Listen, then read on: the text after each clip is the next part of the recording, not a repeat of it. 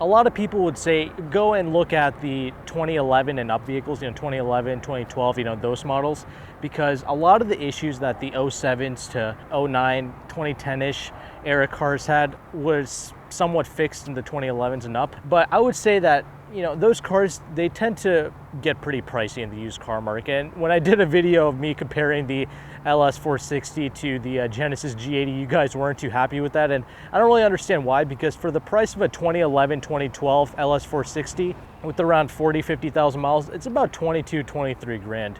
You can get a 2015 5-liter Genesis with half the miles, or I'm sorry, with the same amount of miles for that cost. And it's a much newer car. So, it was just something to think about, but people obviously got very pissy with me, for even putting Genesis and Lexus in the same sentence together.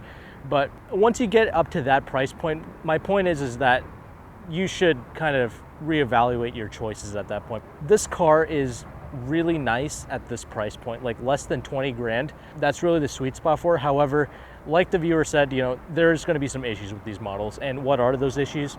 Mainly the control arms. I'm sure you've heard about that. Control arms, that is a known issue with these things. I wouldn't be personally too worried about it, because as long as you don't go for the OEM model control arms, you should be fine. You can get a set of Mevotechs, like 8 control arms for this car for like 600, 700 bucks, and get an independent shop to do it for you, like 300, 400 bucks there. For like around $1,000, you could pretty much fix the absolute biggest problem that this car has, the control arms. And some people say, they don't like Mevotechs or whatever. My argument to that is, well, I mean, if the OEMs failed so quickly, I mean, the Mevotechs have to be at least as good, if not a slightly bit better than the OEMs, you know what I mean? So even if the Mevotechs do fail, you only spent, less than a grand or around a grand for them installed, so I can justify it. And to keep a $70,000 car on the road, all you have to do is pay $1,000 to do that. Sign me up for that all day, because that's what makes these cars so attractive. But again, you cannot be buying OEM parts from Lexus. That's just going to screw you. That's going to cost anywhere between 4 to 5 grand, even with installation included. That's extremely expensive. I mean, that's almost like $500 per control arm. I mean, and there's 8 of them, so you can do the math on that. The next problem usually is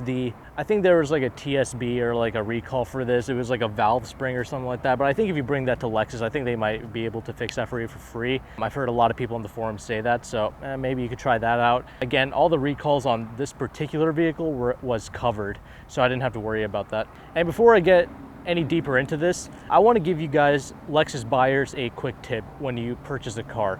If you're shopping for a used Lexus, I would highly recommend you going to the Lexus Drivers website. You can just Google that, Lexus Drivers. I'll leave a link down to it in the description. Make an account there. Even though you may or may not be a Lexus owner yet, I would still recommend you make an account with them. And why is that? It's because any Lexus car that you're shopping for, after you make that account, you can take the VIN number, or if it's not available to you, request it from the dealership or the person who's selling the car to you. Take that VIN number and enter it in as your own car. This website is for owners, but take that VIN number, enter it into the website as if it's your own car. And what you can do is you can actually look at the entire service history of the car. It might even cover some things that the Carfaxes might miss out on. So you can actually see like every single thing that was done to the car. But I think the only thing that you can look at and see is appointments and services made at a Lexus dealership. So if the person took it to like a third-party dealership or like a outside party to get their car fixed, that's not going to show up on this website. But it's a great tool nonetheless. I would highly suggest you checking it out and making an account with them, and just like I said, enter the VIN number in as if it's your own car. You can check out all the history with that. So that's something to note. Now, going back to the problems, so I covered the valve spring and the control arms. The next thing was the water pump. That's around a $400 to $500 part that you might want to go with the Lexus part on that, because once you put that in, that should last around 100K miles. But that's something to note. My car actually had that done, as well as all the recall stuff done. I don't know anything about the control arms. So far, my car doesn't have any issues, so I'm just going to gloss over that for now, but there's no history of that being done. But the water pump is definitely something you might want to check for, around 40 to 70,000 miles if that's been done, if your car that you're looking at has that many miles. And the next part is the brake actuator. So even in the 2013 and up models, there seems to be an issue with the brake actuator. That seems to be a problem that seems to be a component that seems to be failing on these cars. There's some kind of a shuddering that happens with the car. So that's something to note. Again, that part was also fixed on my car around like 70K miles, I want to say. Something to note on your car if you're going to shop for this. So those are kind of like the main components. Other things you might want to look for is, this might sound like a bad thing. However, if you go and look at the front of your car and if there's a bunch of rock chips on it, that's kind of a good thing. That means that this was more so of a highway cruiser for that person, for the previous owner that had the car. That means there's going to be a lot less stress on the vehicle. So you're probably going to look at that and see that, you probably had to get it refinished or whatever, but those rock chips are going to be very slight and very difficult to notice it. So I wouldn't be too bent out of shape about that, but it'll show you that the car was primarily highway driven. So that's kind of a good thing. That it was kind of babied, if you will, in its life. So the next thing that I want to talk about is actually something about this. Apparently a lot of people, they seem to be complaining about some sort of a wind noise or something that keeps happening, or something keeps deflecting over here around the mirror area. Apparently something could be done about this. You can replace a component around here. I'm not really too sure about what it is. I'll probably do more research, and I have definitely experienced it with my car, but it's definitely not something to concern yourself with. It absolutely does not bother me whatsoever. This car is so quiet that, this really doesn't bother me, but I will look into this nonetheless because people have been asking me about it. I'll try to do the fix. Another person said that it doesn't make a difference. They tried it before, but I'll try it on mine. I'll see if, there's anything different to report, but, that's something to note, I guess, but it doesn't bother me. Now, another thing that you might want to keep in mind is actually, forgive this trunk. It's very slow. That's normal, by the way. It's not broken or anything. A couple of things that you might want to make sure about is make sure that the dealership has 2 keys. I mean, it's just standard procedure stuff, make sure you get the 2 keys. This car only came with 1, which is why I'm telling you that. Also, lift up underneath the carpet and make sure you get the full spare, because underneath this carpet area, there is actually a full-size spare, like with the wheel and tire, just like the one that's on the car. So you get that underneath, make sure it's still in there, make sure it's not stolen or somebody sold it or anything like that before they sold the car off. So make sure that's still in there because you're entitled to that. And there's supposed to be like a little first aid kit. I won't be too worried about that. Another thing to note, actually, since I'm back here, I was looking at the 2013 LS460, the car that I didn't get to review or whatever. That car actually has less trunk space than this car does. This is actually a little bit deeper inside than that 2013 LS460. Something to keep in mind. I'm not sure, maybe that car had like a refrigerator or something in the back, I don't know, so maybe that's why. And that's another thing to note. You can get these L models and these executive package cars. I would highly suggest you avoid those vehicles, especially the hybrid model. I would not suggest getting a hybrid LS460 simply because that battery pack is going to be another thing you're going to have to be worried about and you have to take care of. So, and that could be pricey, like over $5,000 to replace that entire hybrid battery system. So that's why I would never suggest getting the hybrid, especially when it doesn't get that much better of a gas mileage than this car does. And the whole purpose of the hybrid was to basically replace the V12. Lexus never offered a V12 with this, so that was kind of their answer to not having a V12. Anyway, this is more than enough grunt that you could ever ask for, but yeah, just something to keep in mind. Also, the thing with those more fully loaded models with the executive package and all that is that it's going to add some weight, like around 100 pounds. It's obviously going to have a lot more complexity. There's going to be a lot more electronics and stuff that you have to deal with. So in the long run, it's just going to be more problems. If you avoid that, you can avoid a lot of the complexity. And if you can get a more lightweight model that has just rear-wheel drive and stuff like that, no all-wheel drive, again, that's going to reduce some more complexity. Also, it's going to take some more weight off the car. So the less weight, the less stress it's going to be on the control arms themselves. So all these things like, long wheelbase, all-wheel drive, that's going to add about 100 pounds. So you have both those things, 200 pounds. I don't know how much of a difference that's really going to make. However, it could make a difference in the longevity of your control arms. It can only help, you know what I mean? It's not going to hurt it. So that'll bring the curb weight down. Like my car is basically like a full-out base model, and it's like around 4,200 pounds, which isn't bad for a big body like this. And another thing is, if you go for those extended wheelbase models and stuff like that, you're probably going to get the air suspension with these cars. You don't want that. That's another thing that could be a little bit less reliable. So they should be able to last like 80 to 100,000 miles. But again, you don't want that thing to bleed out or anything like that. It's just best to get a model without it. Yes, the extended wheelbase, it's going to be a little bit more smoother and a little bit more comfortable on the highway, but I would still avoid it if you can.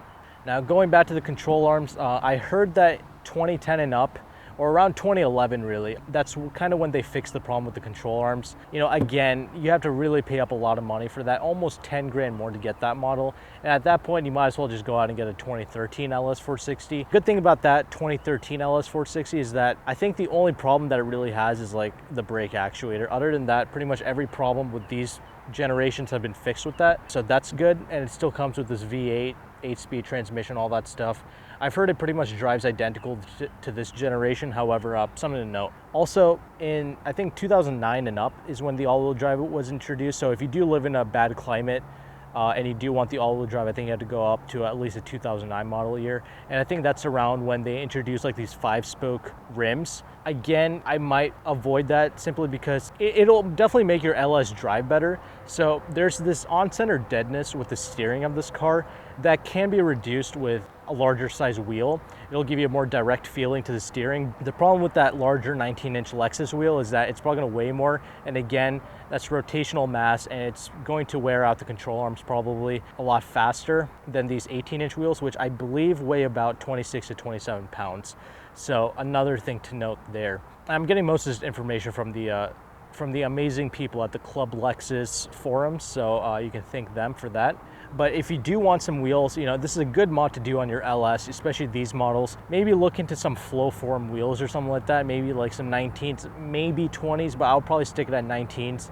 And getting a flow form wheel that's really lightweight might be pretty good for the car. It might make the car handle a little bit better. This isn't a performance car, I'm just saying the dynamics might be a little bit better with the larger rims on it. It's so damn comfortable that I don't think that the larger rim is going to really compromise your ride too much. I think you can even go up to like 20 inches and be totally fine. I wouldn't put 22s or anything on here.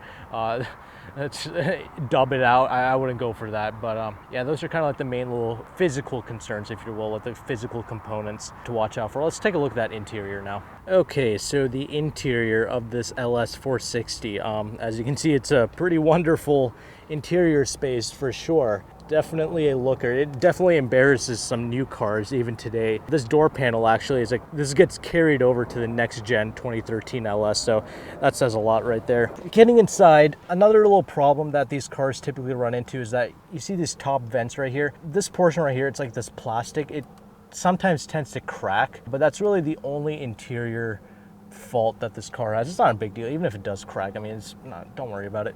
But just saying, that's just something to note. Invest your money in like $5 or $10 into this and just stick this on the windshield, you know, block some of that sunlight out. You know, the sun beaming on this is part of the reason why it's probably gonna crack and break over time. So if you invest in like that little sunshade, you know, block that out, it should kind of help with, prolong this. Also, I believe there is a model, like there's a more base model than mine that does not have an infotainment. So if you're afraid of this thing breaking or anything like that, or the fact that a lot of the climate control, like fan speeds and stuff like that, is buried in the menu, so if you're scared of that, you can actually look for a model that does not have this screen. The screen does work pretty well, however, just keep that in mind. I think you can get a model without this. I mean, if you want maximum reliability, the LS430 is going to be the most reliable car. The only thing you have to deal with that is like the belt, basically, like the timing belt every 30,000 miles. Otherwise, that's like the most bulletproof luxury car you can ever get. However, this is going to be modern, stylish car. I mean, look at this interior. I mean, it's just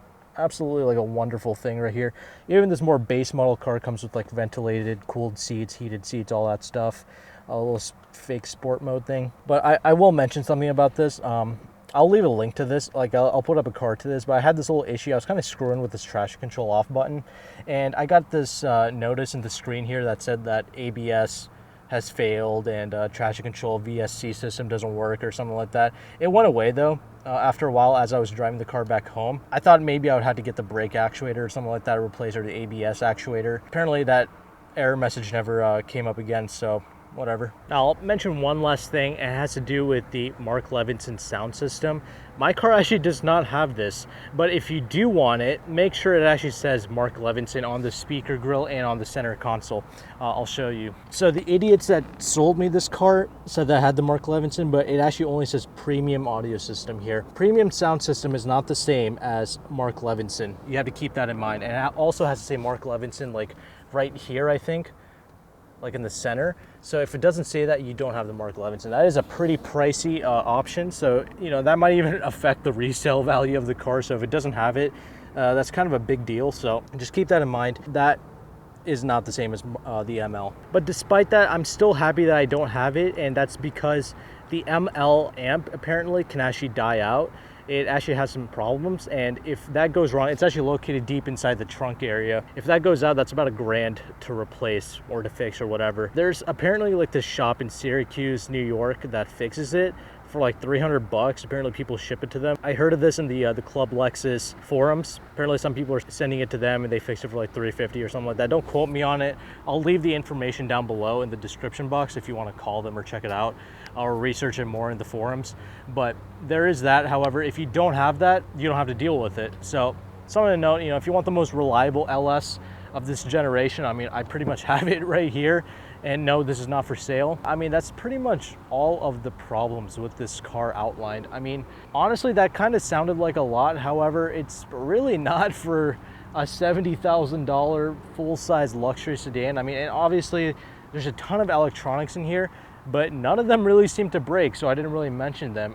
That's not really something that people have an issue with. I mean, this thing has soft closing doors, like heated steering wheel, which all of that stuff works amazingly even to this day. Also, there's no creaks, there's no rattles, there's literally no other problems with this car. It drives better than most brand new cars, and it feels fresher than most brand new cars, even with 90,000 miles on it. And I mean, this thing has easily hit like 250,000 miles with other owners. I mean, no problems at all. But yeah, that pretty much does it for this video.